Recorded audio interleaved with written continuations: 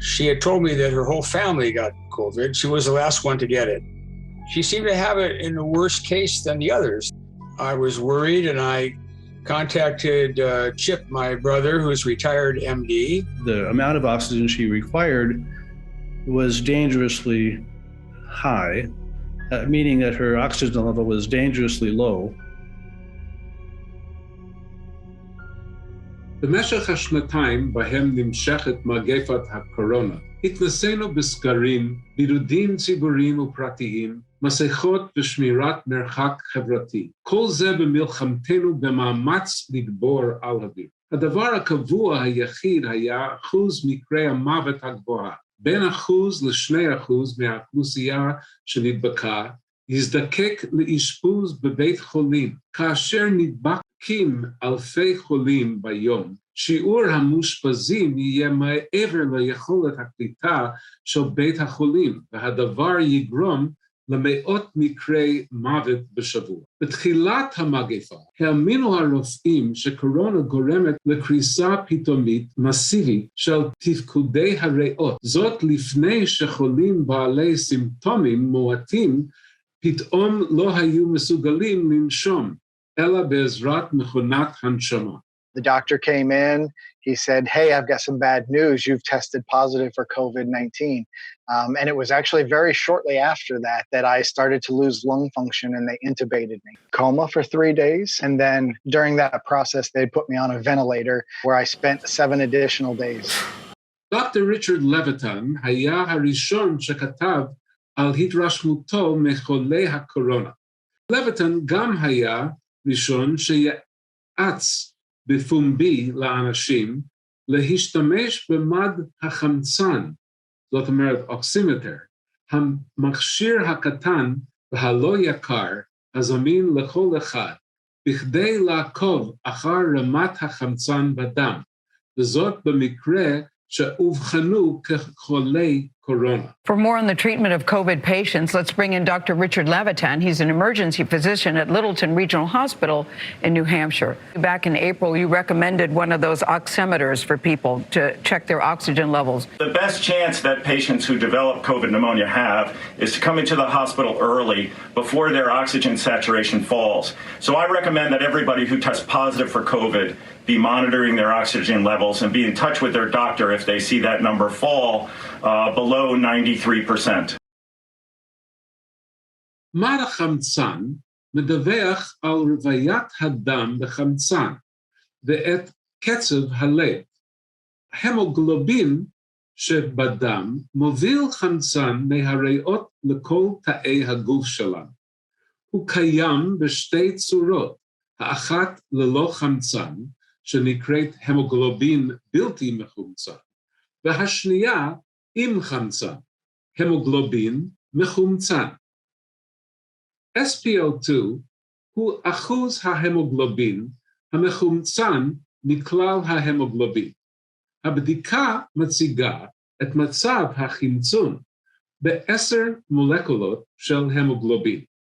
מספרים אלה משמעותיים ביותר, ויכולים להוות את ההבדל בין שהות קצרה בבית החולים לבין שהות ארוכה ואפילו אפשרות של מוות.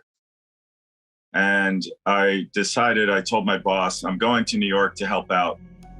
And I spoke to my friends who were there, other emergency physicians, and they said, it's crazy. These people come in with very low oxygen saturation, but they're on their cell phone.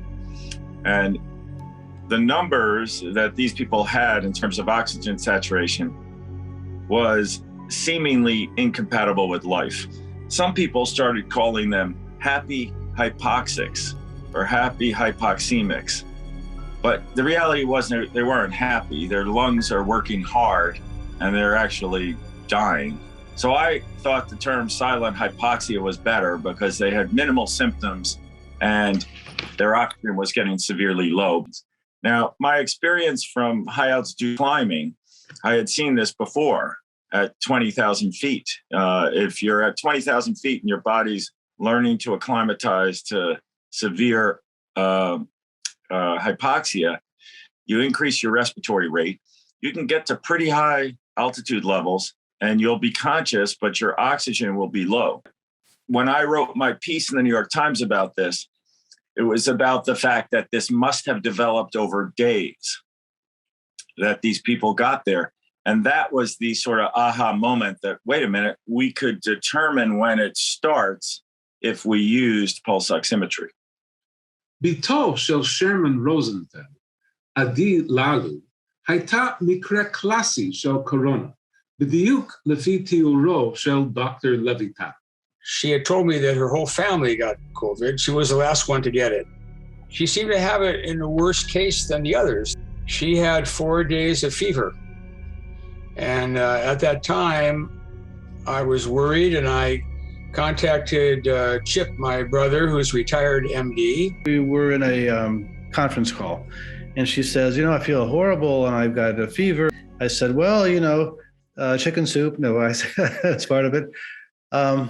Fluids, and as best you can, take some Tylenol for your fever and aches. And of course, get an oximeter. And she said, famously, what's an oximeter? And her dad said, I said, what's an oximeter and why should I get one? So he sent me the article by Richard Levitin. So I went out and I bought the oximeter in the local pharmacy. And so I brought it to my daughter. I put it in the battery, and I tested it out. Very simple way to use it. I told her to measure it consistently, and if her measurements went down below 94, that she should call me. And then she was feeling great. And one night at 11 o'clock, she calls me and says, Abba, I'm feeling really good, but you told me to call you if this oximeter thing goes down, down past 94. Well, it's actually past 90. It's at 89. And I said, hey, this is serious. You should get to the hospital. She said, why? I feel great. I feel fine. I talked to Sherm. I said, listen, this is the reason why you have an oximeter. The reason you bought it is to check for this precise reading in the absence of symptoms. This is why you have it. This is the warning sign that things could be worse. At the end of the day, she decided to go, even though she was feeling great. And then of course, she got to the emergency room, and they said, you're going to stay here. We're not going to let you go. Your lungs are being attacked by the virus. The main reason to go there in this setting is to confirm that the consumer grade oximeter is actually accurate. It's not a medical grade device. We acknowledge that. But it is surprisingly accurate in the normal range. And it's also accurate in telling you when it's abnormal. And so she stayed that night. And the next 3 days, as a matter of fact, she was in emergency care. She's described her oxygen being delivered by facial mask. The fact that she required facial mask oxygen means the amount of oxygen she required was dangerously high, meaning that her oxygen level was dangerously low. And thankfully, that and steroids, which was given, was enough to turn the corner, and she ended up being discharged from the hospital in 3 or 4 days. We caught it just in time.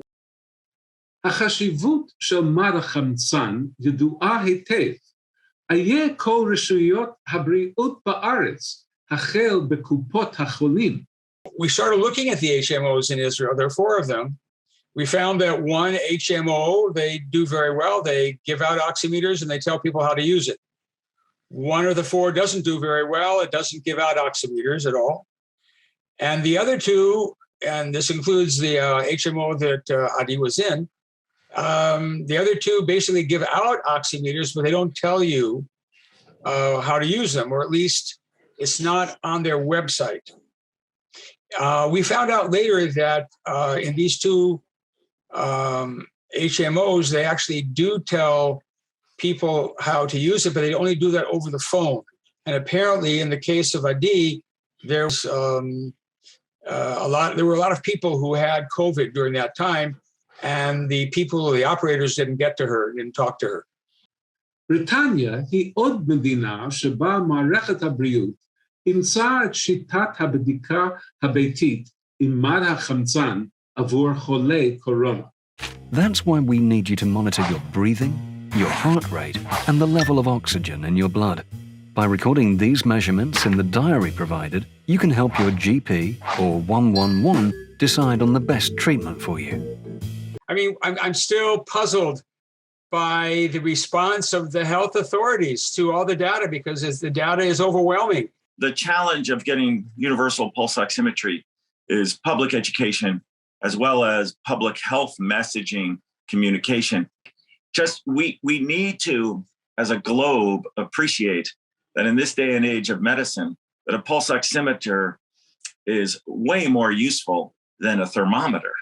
Having that oximeter saying, here's my heart rate, here's my oxygen saturation, it's becoming pivotal.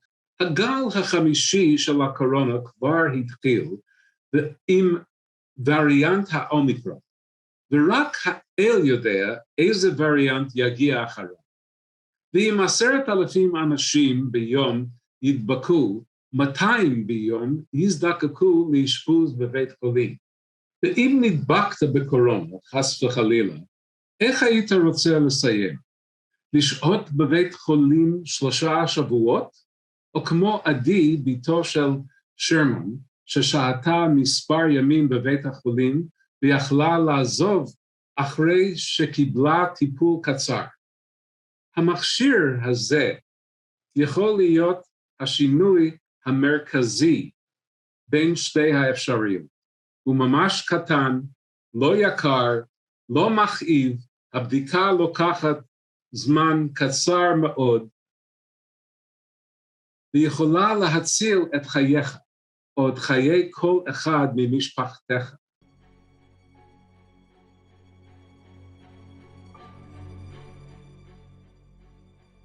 לפנינו 3 מחקרים המראים את האפקט של שימוש במד חמצן ביתי, כל התוצאות של חולים שהשתמשו בו, זאת לעומת אלה שלא עשו זאת.